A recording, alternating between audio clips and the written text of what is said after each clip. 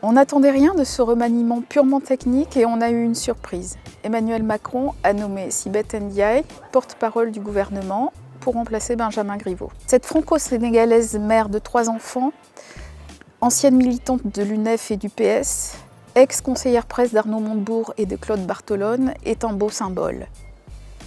Une femme noire, jeune, porte-parole du gouvernement, c'est une première. Cette nomination est aussi un retour à l'ordre normal des choses. Sibeth Ndiaye, qui dirigeait la communication élyséenne jusqu'à présent, est davantage une militante politique qu'une communicante. Elle a été à l'Élysée pendant 2 ans la voix de son maître, un Cerbère défendant son président comme le pitbull défend la propriété. « J'assume parfaitement de mentir pour protéger le président », aurait-elle dit un jour.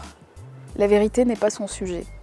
Ces méthodes parfois brutales avec les journalistes ont largement contribué à détériorer les relations entre la presse et l'Élysée. En lui offrant cette sortie par le haut, Emmanuel Macron règle donc un problème et poursuit la réorganisation de son équipe élyséenne après les départs de Sylvain Faure, d'Ismaël Emelien et de Stéphane Séjourné.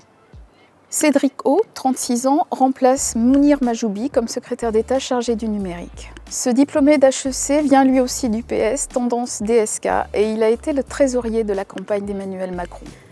Il a aussi été le maître d'œuvre de Tech for Good, cette manifestation qui réunissait une 60aine de dirigeants de la tech autour d'Emmanuel Macron en mai dernier.